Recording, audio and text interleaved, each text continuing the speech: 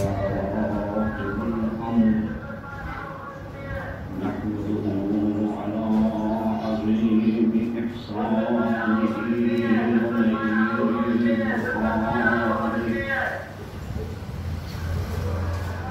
والنظام فضله وامتنانه حمدا يكون لحقه قضاء ولشكره أداء ولحسن مزيده موجبا والصلاة والسلام والتحية والإكرام على حبيبه وخيرته الرسول المجتبى والنبي المرتضى والمصطفى أبي القاسم محمد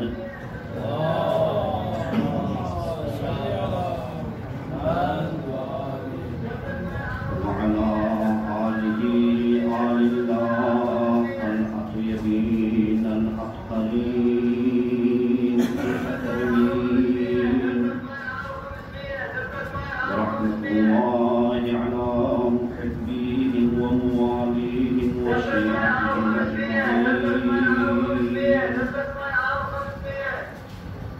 ولعنة الله على أعدائهم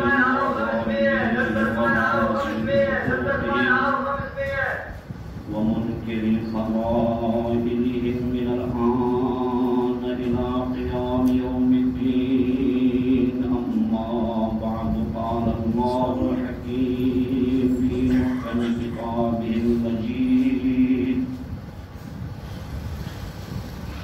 وفرقانه الحميد وهو أصدق الصادقين وقوله الحق بسم الله الرحمن الرحيم وجعلناهم أئمة يهدون أمرنا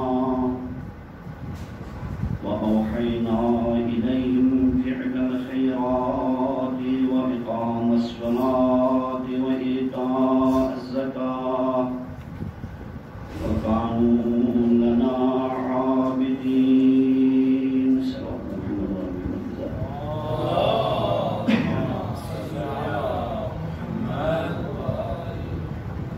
حسن الله وجوهنا وأجوركم بذكر استشهاد الإمام الحسين أبي الأحرار.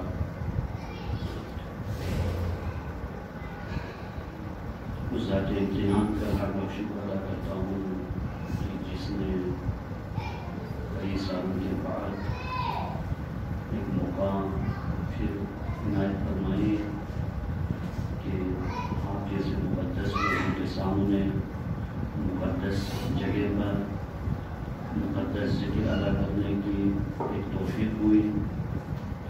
اس کا میں وسعت خود پروردگار عالم تعالیٰ کا شکر ادا کرتا ہوں اور آپ لوگوں کا بھی شکریہ ادا کرتا ہوں کہ بہت نشیب و خیز انداز سے نکل کر ایک بہترین ازاداری ہونے کی سید شہداء کے موقع ہونے کی یہ ثبوت دے کر ہمیں آپ لوگوں کے ساتھ اس بسم اعضاء میں شامل ہونے کا موقع دیا. اس کا آپ سب کو شکریہ ادا کرتا ہوں. جو لجنہ کمیٹی نے مجھے جو عنوان دیا ہے وہ ہے زیارت عاشورہ. زیارت عاشورہ کے بارے میں سب سے پہلے میں دو نقطہ جو کہ علمی ہے اور معلوماتی ہیں اس حوالے سے آپ کی خدمت میں عرض کر دوں گا. وہ یہ ہے کہ اگر کوئی سوال کرنے والا یہ سوال کر لے کہ باقی زیارات کی طرح باقی دعاؤں کی طرح باقی روایات کی طرح واقعات کی طرح تاریخ کی طرح یہ زیارت عاشورہ کسی ائمہ علیہ السلام سے جس انداز سے نقل ہونا چاہیے تھا وہ نقل نہیں ہوا.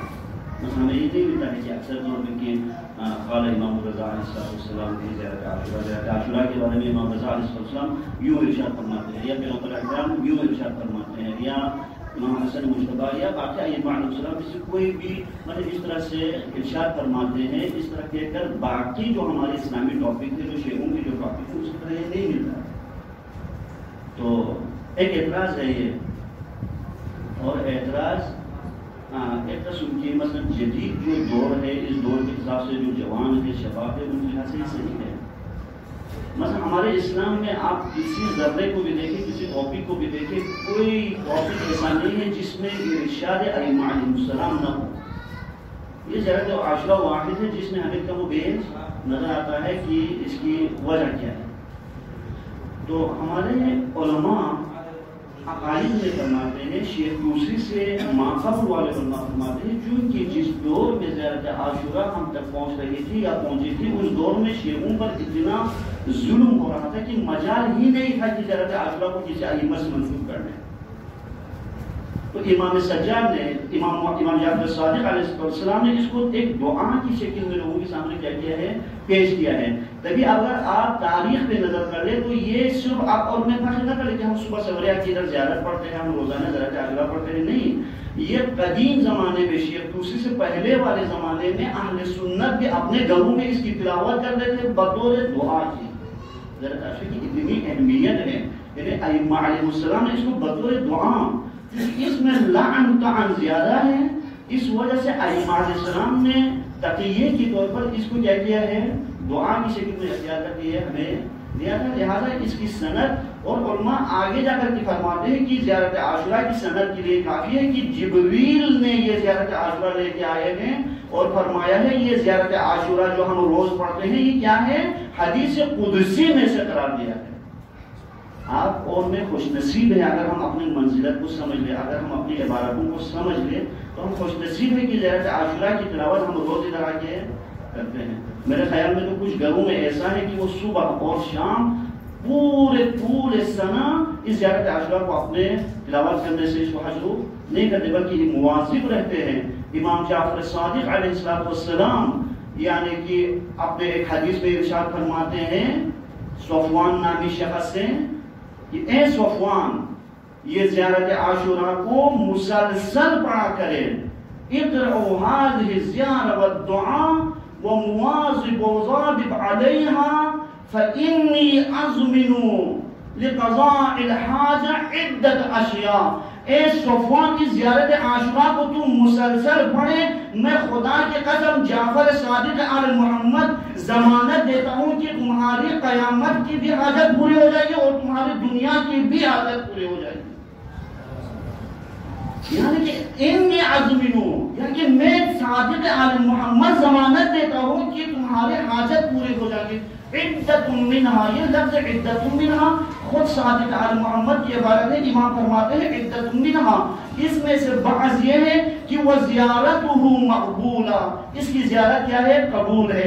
آپ جہاں بھی پڑھ لیں، کہیں بھی پڑھ لیں، جس انداز میں پڑھ لیں، وضو سے پڑھ لیں، غیر وضو سے پڑھ لیں، قید نہیں ہے وہاں پر. امام فرما رہے ہیں وہ زیارت مقبولہ، اس کی زیارت قابل قبول ہے. کہاں قید ہے، کوئی مقید نہیں ہے، زیارت مقبول ہے. اور جس ائمہ علیہ السلام آپ کو بشارت دے دے کہ جو زیارت ہم تک پڑھ لے، جس مزور کے لیے وہ زیارت پڑھ لے، اگر وہ زیارت وہ مزور قبول کر لے تو دنیا و مافیہ جس ہستی کے لیے خلق ہو جائے اور آپ اس کو زیارت کریں، اس کی زیارت قبول ہو جائے تو اس انسان سے بڑھ کر شرف والا انسان اور کون ہو سکتا ہے.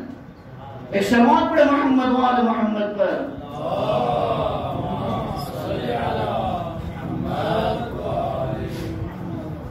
انی عزمنو، میں صادق آل محمد ضمانت دیتا ہوں کہ تمہاری زیارت کیا ہے، قبول ہے. یعنی کہ اگر آپ اور مجھے عقیدہ ہو تو یہی السلام علیکہ یا ابا عبداللہ، السلام علیکہ یا ابن رسول اللہ، السلام علیکہ یا ابن امیر المومنین، السلام علیکہ یا ابن فاطمہ الزہرا، یہ جو ہم کہتے ہیں اگر اس کو قبول ہو جائے تو اس کی منزلت کیا ہے. یعنی جس شخص کو امام فرما رہا ہو آپ کی زیارت میں قبول کر رہا ہوں، یعنی کہ ہم کسی کی زیارت کے لیے جاتے ہیں، ملاقات کے لیے جاتے ہیں اور اس کو قبول کر لیں تو اس شرف سے بڑھ کے اور ہمیں شرف نہیں ہے. دوسرا امام نے فرمایا ہے کہ وَسَلَامُهُ وَاصِلٌ غَيْرُ مَحْجُوبٍ، وہ جو سلام ہمیں بھیجتا ہے وہ بغیر کسی معنی کے ہم تک پہنچ جاتا ہے. یہ صادق آل محمد کی جملہ ہے. اور جس کو آپ سلام کر لیں، اگر وہ آپ کے سلام کی جواب اچھے انداز میں دے دے یا آپ کے سلام کی جواب دے دے، وَسَلَامُهُ وَاصِلٌ غَيْرَ مَحْجُوبٍ، اس کی سلام ہم تک پہنچتا ہے بغیر پردے کے، یعنی کہ کوئی چیز میں رکاوٹ نہیں ہوتی اور اس کی سلام ہم تک پہنچ جاتا ہے. صادق آل محمد ارشاد فرماتے ہیں وَسَعْيُهُ مَشْكُورًا،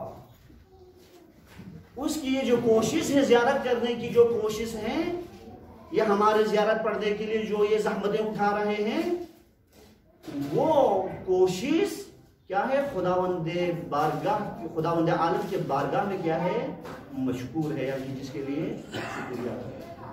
لفظ مشکور، انسان جب کام کرتا ہے، کوئی ٹاپک کر لیتا ہے یا کوئی کردار ادا کرتا ہے، کوئی کمیونٹی کے لیے کام کرتا ہے، تو اس کے یہ جو سعی ہیں، جو کوشش ہیں، اس کو قرآن نے صرف مخصوص بندوں کے علاوہ کسی کے لیے نہیں کہا ہے. وَسَعْيُهُمْ مَشْكُورًا کہہ کر سورہ حلاقہ میں آپ دیکھیں اہل بیت علیہ السلام نے روزے کی حالت میں، مرض کے حالت میں، جب اپنے پورے کھانے کو دوسروں کو دیتے تھے، سائل کو دیتے تھے اہل بیت نے، تو وہاں پہ یہ آیت نازل ہوئی تھی کہ یہ اہل بیت جو دیتے ہیں یہ خدا کے لیے دیتے ہیں، ہم جو کھانا دیتے ہیں وہ کسی کو دکھانے کے لیے ہم نہیں دیتے ہیں. لیکن خداوند عالمین نے اہل بیت علیہ السلام کی یہ حکایت کرتے ہوئے، ان کے کردار کو، ان کے اقوام کو حکایت کرتے ہوئے خداوند عالمین فرماتے ہیں لا نطعمکم، ہم کسی اور لحاظ سے دوسروں کو نہیں کھلاتے ہیں. ہم خرچ کرتے ہیں تو ہم اپنے نام بڑھانے کے لیے خرچ نہیں کرتے ہیں، ہم اپنے نام کو اونچا کرنے کی خاطر ہم نہیں کرتے ہیں، بلکہ کس لیے خرچ کرتے ہیں؟ لوجہ اللہ، یعنی کہ خدا کی خوشنودی کے لیے خرچ کرتے ہیں. ایک درود بھیجو محمد والا محمد کی ذات پر.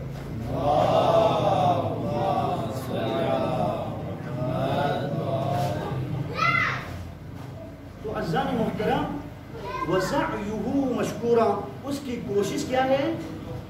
قابل شکر ہے، یعنی کہ شکر ادا کرنے کے مقام پر ہے. لا نطعمکم، ہم کسی کو کھانا نہیں دیتے ہیں. لا نريد منکم شکرا ولا جزاء، یہ آیت ہے سورہ حلاقہ کی کہ ہم کسی کو اگر دیتے ہیں تو ہم کسی سے اس بات کی امید نہیں رکھتے کہ ہمارا شکریہ ادا کر لیں. مثلا ہمارے عرب میں آپ دیکھ لیں کہ اگر کوئی دعوت کر لیں کسی کو، یا اپنے گھر میں کوئی پروگرام کر لیں اور کھانا کھا لیں، اور کھانا کھانے کے بعد ہم جو ہمارے اپنے بلتی زبان میں جو کہتے ہیں کہ برکت، اس کا مطلب کیا ہے کہ بہت شکریہ. اور اگر کوئی برکت کہے بغیر جائے تو مالک جو ہے تھوڑا سا وہ دل میں یہ اٹھا لیتا ہے کہ یار اس نے تو بس کھانا کھا لیا اور شکریہ بھی نہیں کہا یا برکت بھی نہیں کہا اور چلے گئے. ہمارا حوصلہ تو اتنا ہے، یہ مقام اہل بیت کے مقام ہے کہ جہاں پر وہ لوگ خدا ان کی الفاظ کو اپنے تعبیر میں بیان کرتے ہیں کہ لا نريد منکم شکرا ولا جزاء، نہ ہم ان سے شکریہ ادا کرنے کی توقع رکھتے ہیں، نہ ہم ان سے کسی جزا کا طلب کرتا ہے. ہم تو جو کام کرتا ہے وہ صرف خدا کے لیے کرتا ہے. تو نتیجہ یہ نکلا صادق آل محمد کی عبارت سے، اس الفاظ سے نتیجہ یہ نکلتا ہے کہ جب تم زیارت عاشورہ پڑھتے ہو اور اس میں جتنی زحمتیں تم اٹھاتے ہو، وَسَعْيُهُ مَشْكُورًا، اس زیارت پڑھنے والے کی جو سعی ہے وہ قابل شکریہ ہے، وہ بھی اس انداز میں قابل شکریہ ہے کہ وہ خدا اس کے شکریہ ادا کرتا ہے. یہی نتیجہ تو نکلتا ہے. ایک صلوات پڑھے محمد وآل محمد پر.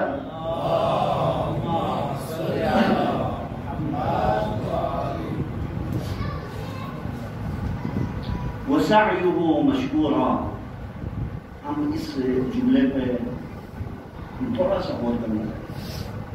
ہمارا یہ ہوتا ہے کہ آج ہمارے تبرک کی باری ہے، ہم نے اتنا تبرک خرچہ کیا ہے، ہم نے اتنا دیا ہے، ہم نے محرم کے لیے اتنا چندہ دیا ہے. مجھے تو خدا کی قسم یہ ہمارے عام قوم میں ہے. ہم ان چیزوں کو جب تک واقعاً ایک انانیت کو ختم کر کے، جب تک ان چیزوں کو بھی ختم نہ کر لیں، اس وقت تک ہمارا مشکل ہے کام. یہ بس ایک ہم اپنے وقت کو ضائع کرتے رہے، اپنے آپ کو وہ کرتے رہے، ہم کسی سے امید نہ لگا دیں. وسعیہ مشکورا، اس کی سعی کیا ہے؟ مشکورہ ہی کے عنوان پر اگر ہمیں دیکھنا ہے تو ہم دے دیں۔ میں آپ کو ایک قضیہ بتاؤں گا، یہ عید غدیر پہ الحمدللہ جو ہماری کمیٹی کی طرف سے جو یہاں پر جشن پر پروگرام کیا اور اس میں کھانے کا اہتمام کیا، اور ہم نے گوشت ڈھونڈنے میں اور یہ سید نجف بازار میں کھلائے، مجھے اتفاق سے کفیل میں گوشت ہی نہیں ملا تھا سید نجف کروا، یعنی احسان نے بھی گوشت نہیں دیا ہے، حتیٰ اس کو ہم نے کہا تھا کہ آپ کو ایک روپہ کچھ زیادہ بھی دیں گے۔ بہت پریشان حال تھا، بہت پریشان حال۔ لیکن میں کہتا ہوں کہ جو دیتے ہیں نا وہ کسی سے بھی امید نہ لگاتے۔ اس تاریخ کے لیے اگر آپ لوگوں کو موڈ ہے تو توجہ فرمائیں، ہم بہت پریشان حالت میں تھا کہ صبح بھی ہو گئی لیکن گوشت کا انتظام نہیں ہو پا رہا، لیکن ہم نے بس بعد میں وہ کیا۔ ایک مومن ہمارے حسینیہ کے دروازے پہ آتے ہیں، آ کے وہ کہتے ہیں بشیر یہ جو گوشت کا اہتمام آپ میرے ساتھ مل کے کیا ہے اس کو کسی کو نہیں بتانا کہ میں پورے کے پورے خرچہ اٹھاتا ہوں اس کا۔ کہ دینے والا خدا کے بندے، میں تعجب ہو گیا اس مرد پر کہ 1.5 لاکھ کا کم از کم سے وہ بکرا تھا، وہ یہاں کی یوں کہہ سکتا ہے کہ میرے لیے دعا کر لے، یہ میرا نام لے لے، میرے گروہ مسئلہ ہے۔ خدا کی قسم وہ کہتا ہے کہ میرا نام تک نہیں لے لے بس کھلائے۔ ہمارا بھی نیت، ہمارا بھی کردار بخدا اس طرح سے ہونا چاہیے۔ وسعیہ مشکورا، اس کی سعی کیا ہے؟ قابل مشکور ہے۔ چوتھا جو امام نے فرمایا ہے ان ازمن عدت اشیاء، میں ساجد آل محمد کئی چیزوں کا زمانہ لیتا ہوں کہ تمہارے حاجت پوری ہونے کا، اس میں سے ایک کیا ہے؟ یقضی اللہ حاجتہ، اس کی جتنی مشکلات ہیں وہ کیا ہے؟ ختم ہو جاتی ہیں۔ جو حاجت لے کے ہم دعائیں لے کے پھرتے ہیں اسی کے لیے امام معصوم علیہ السلام نے ہمیں تاکید کیا ہے کہ زیارت عاشورہ پڑھا کریں۔ اپنے گھروں میں اس کو روٹین بنا لے کہ صبح نماز کے بعد جو بھی دنیا غرق ہو جائے، اگر میں زندہ رہوں تو میں نے زیارت عاشورہ کو پڑھ کے ہی رہنا ہے، تاکہ اپنی دنیا بھی حاصل کر سکے تاکہ اور اپنی آخرت بھی حاصل کر سکے۔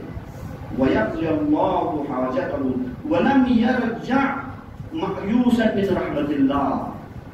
آخری جملہ امام نے صادق علی محمد کی کہ اس بندے کو جس نے زیارت عاشورہ پڑھی ہے اس کے حاجت کو خدا مایوس کر کے رحمت خدا سے ایسے خالی ہاتھ اس کو نہیں بیچتا ہے۔ لیکن عزیزان محترم، زیارت عاشورہ پڑھنے کے لیے کیا ہے؟ ایک آداب ہے، مانگنے کے لیے کیا ہے؟ ایک آداب ہے۔ میں صرف تذکرہ کرنا چاہا تھا زیارت عاشورہ کا، باقی میں نے جو آیت شریفہ کی خدمت میں عرض کیا تھا وہ کسی اور ٹاپک کی طرف جانا تھا، تو شاید جہاں پہ بات پوری ہو جائے وہاں تک لے جاتا ہوں۔ زیارت عاشورہ پڑھنے کی ائمہ علیہ السلام نے بہت تاکید کی ہے۔ لعن چونکہ اس میں زیادہ ہے، اس وجہ سے تقیہ تھا اس دور میں، تو ائمہ علیہ السلام نے ایک راستہ کیا کہ اپنے حکمت سے کہ تاکہ یہ لعن کیا ہو جائے، دشمنان آل محمد پر یہ لعن کا دستور جاری و ساری رہے۔ اس وجہ سے آپ اگر زیارت عاشورہ کے مضامین کو مطالعہ کر لیں کتنے وہاں پہ لعن ہے، صرف قرائت کافی نہیں ہے، تھوڑا سا تصور کربلا کی کر لیں، تھوڑا سا تصور سید الشہداء کی کر لیں اور زیارت عاشورہ کو کیا کریں۔ یہ خود ائمہ علیہ السلام سے تاکید ہے کہ آپ جس چیز کو سامنے لا کے خدا سے مانگتے ہیں اس وقت مانگتے وقت آپ نے ایک تصویر کم از کم اپنے ذہن میں رکھیں۔ اگر ہم نے کربلا پہ رونے کا منظر بنانا ہے تو ہر آدمی کو چاہیے کہ جس ہستی کی ذکر ہو کے ہم رونا چاہتے ہیں اس کی ایک تصویر بنا لیں اور وہاں پہ ہم کیا کریں؟ ذکر کو ادا کریں۔ تو یہ زیارت عاشورہ کی وہ فضیلت اور بہت سارے واقعات بھی ہیں جو کہ آیت اللہ ہوئی۔ میں زیادہ بڑی مثال نہیں دینا چاہتا ہوں، اور میری ایک روٹین ہے کہ میں جو مثال دیتا ہوں وہ بالکل قریب سے دیتے ہیں تاکہ سمجھنے میں کیا ہو جائے آسان ہو جائے۔ یہ آیت اللہ الخوئے رحمۃ اللہ علیہ وہ ارشاد فرماتے ہیں کہ قسم کھا کے کہ خدا کی قسم میرے پاس جب میں نجم کرتا تھا تو اتنی مشکلات مجھے آئی تھی جو کہ ایک پہاڑ دیوار بنی تھی، اس مشکلات کو کوئی بھی حل نہیں کر سکتا تھا، لیکن میں نے 40 دن مسلسل زیارت عاشورہ کر کے ان تمام رکاوٹوں کو میں نے ختم کر کے مذہب تشیع کے لیے میں نے ایک راہ نکالی۔ وہی کرنا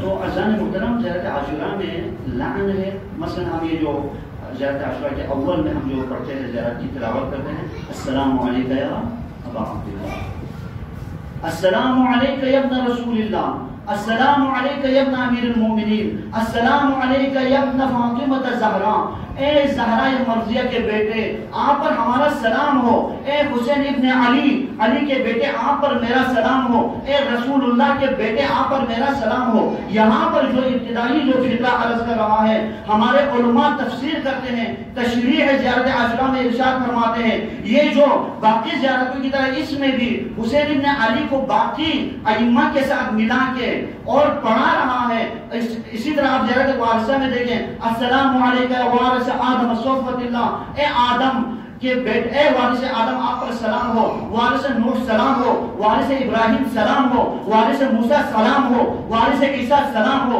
وارث محمد سلام ہو۔ وہاں کیا بیان کر رہا ہے؟ ہم کیا سمجھ رہے ہیں جملے سے؟ ہم صرف اتنا سمجھ رہا ہے کہ حسین ابن علی اتنی صفات کے مالک ہیں، جو کہ رسول اللہ کے وارث ہیں، جو کہ ائمۃ الہدیٰ کے وارث ہیں، آدم سے لے کر خاتم تک، خاتم سے لے کر اپنے بابا علی تک کے وارث ہیں، اس پر سلام ہو۔ یہاں صرف حسین کی صفات بیان ہو رہا ہے، آگے کردار کو ذرا دیکھیں، اشہد انک قد اقمت الصلاۃ واتیت الزکاۃ، اے حسین ابن علی ہم گواہی دیتے ہیں کہ آپ نے نماز کو قائم کیا، آپ نے زکات کو قائم کیا، انتم صراط الاقوم، تم ہی صراط اقوم ہو جس تک پہنچنے کے لیے انسان کی صدیاں گزر جاتی ہے، کوئی نہیں پہنچتا ہے، لیکن اے حسین ابن علی جو تم سے، جو آپ سے تمسک کرے گا واللہ نجا، اس نے نجات پائی، اور جس نے آپ سے تمسک نہیں کیا وہ ہلاک و بدبخت بن گیا۔ ایک درود سے محمد و آل محمد پر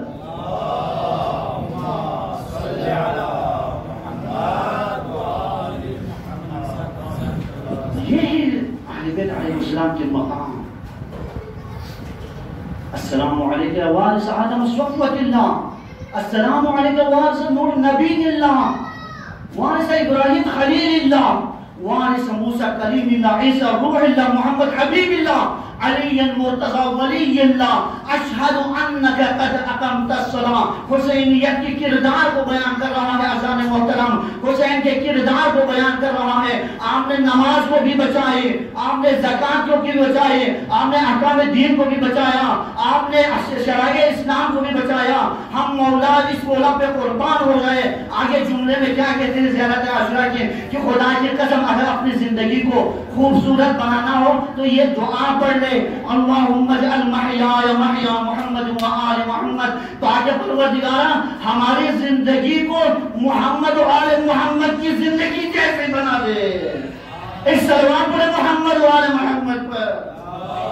اللہم صلی علی محمد و آل محمد، آل دیگر صلوات، اللہم صلی علی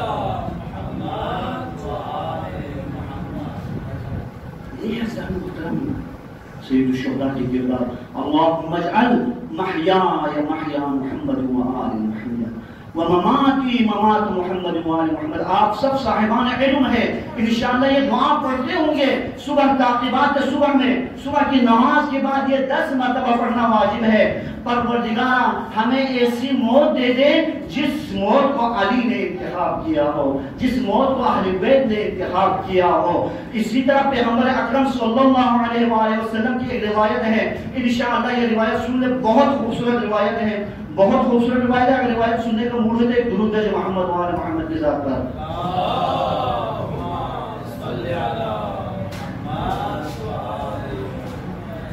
پیغمبر اکرم صلی اللہ علیہ وسلم ارشاد فرماتے ہیں، حدیث پیغمبر اکرم سے ہے، نقل کرنے والا امیر المومنین خود امیر المومنین، یعنی ہمیں اس کے اسناد کی طرف جانے کی ضرورت نہیں۔ امیر المومنین علیہ السلام ارشاد فرماتے ہیں کہ ایک دن حضور اکرم میں اور فاطمہ الزہرا گھر میں بیٹھے ہوئے تھے، اکرم صلی اللہ علیہ وسلم کا ترتیب ہوتا ہے. اور پیغمبر اکرم حضرت علی سے روایت کو بہت توجہ کی ضرورت ہے حضرت محترم. اگر آپ کو توجہ کریں تو میں بس یہ روایت کے بعد چھوڑ دوں گا، نہیں تو مزید 2 روایت ابھی میں تو یہ تھوڑا نہیں لگوں. یہ روایت کرے اور میں نے کہا نبی آپ کی روایت کو بہت خوبصورت انداز سے سنی. یہ روایت کم ذکر ہوا. پیغمبر اکرم ارشاد فرماتے ہیں یا علی، اے علی، والذی بعثنی بالرسالہ. اگر آپ لوگ واقع ایک علماء بیٹھے ہوئے یہاں پر تو مجھے زیادہ وضاحت کی ضرورت نہیں ہے. اگر پیغمبر اکرم اور ائمہ معصومین علیہ السلام کسی چیز کو بیان کرنے سے پہلے والذی کا استعمال کرتا ہے تو وہاں یہ قسم ہے. پیغمبر اکرم ارشاد فرماتے ہیں والذی بعثنی بالنبوہ، یا علی اس خدا کی قسم جس نے مجھے نبوت میں مبعوث کیا ہے. واصطفانی علی جمیع البریہ، اور اس خدا کی قسم جس خدا نے مجھ رسول کو تمام لوگوں پر انتخاب کیا ہے، یعنی کہ چنا ہے لوگوں سے. آگے پیغمبر اکرم ارشاد فرماتے ہیں لو ان عبدا، اگر کوئی بندہ ایک عبد اگر عبادت کرے عبد اللہ 1000 عام 1000 سال یا اگر وہ عبادت کر دے تو ما قبل اللہ ذلک العبادہ، تو خدا نے اس کی یہ عبادت کبھی بھی قبول نہیں کرتا ہے. لیکن اگر ایک بندہ 1000 سال بھی اگر خدا کی عبادت کر لے تو اس کی وہ عبادت قابل قبول نہیں ہے. الا بولایت ولایت الائمہ من ملک، الا مگر کہ اس کی عبادت قبول ہو جائے گی سوائے اگر یا علی آپ اور آپ کی جو اولاد ہے ان کی ولایت کو قبول نہیں کر لے، تب تک اس کی یہ 1000 سال والی عبادت قبول نہیں ہے. ایک صلوات پڑھیں محمد و آل محمد کی ذات پر.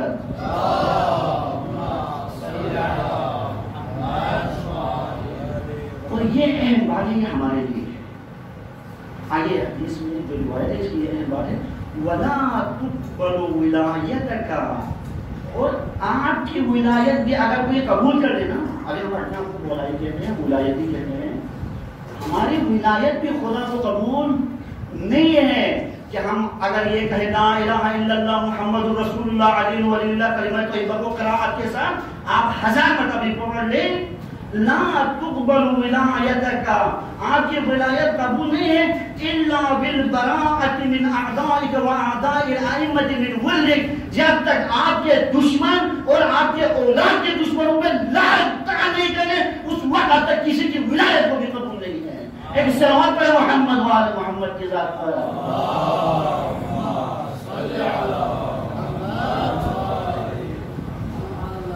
جب تک علی کی ولایت کو قبول کرنے سے یہ کافی نہیں ہے، ہم یہ لعن و طعن کو صحیح مسئلہ ہے کہ اتحاد بین المسلمین کے لیے وہ اپنے انداز میں اس کو بند کر لے، اپنے کمیونٹی کے حساب سے اس کو بند کر لے، اپنی پروف کے حساب سے اس کو بند کر لے، لیکن یہ بات مسلمہ ہے اس منبر رسول کی قسم ائمہ اہل بیت کی دشمنوں پر، ان کے اولادوں کے دشمنوں پر لعن کرنا واجب ہے. اس میں کوئی شک نہیں ہے. ہم اپنے مجلسوں کو اتنا منحصر کرنا شروع کیا کہ اگر گھر کے افراد ہو تو وہاں پر دشمن اہل بیت پہ لعنت کیے بغیر ہمارے محرم گزر جاتے ہیں، ہمارے کربلا گزر جاتی ہے، ہمارے مجلسیں ختم ہو جاتے ہیں، ہمارے پروگرام ختم ہوتے ہیں. آخر وجہ کیا ہے؟ دیکھیے ہم ایک اطمینان رہے کہ ہم نے اہل بیت کی ہدایت کو قبول کیا ہے. یہ رسول اکرم ارشاد فرماتے ہیں وَأَنَّ وِلَایَتَكَ لَا تُقْبَلُ إِلَّا بِالْبَرَاءَةِ مِنْ أَعْدَائِكَ وَأَعْدَاءِ الْأَئِمَّةِ مِنْ وَلْدِكَ یا علی.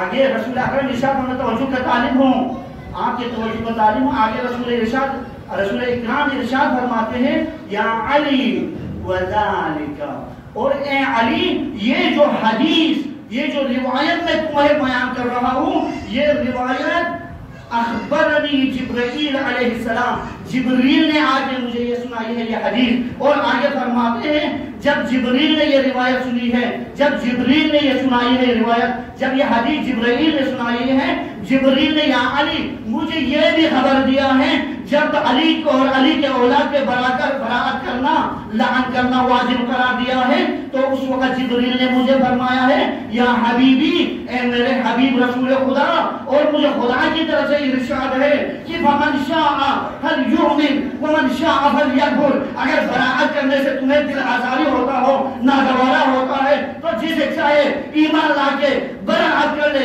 لعنت کر لے، اور جسے چاہے تو وہ کفر اختیار کر لے اور لعنت نہ بھیجے۔ دشمنان علی محمد پہ لعنت، نعرہ حیدری، حیدری، حسینیت، حسینیت، یزیدیت، یزیدیت۔ السلام علیکم ورحمۃ اللہ وبرکاتہ۔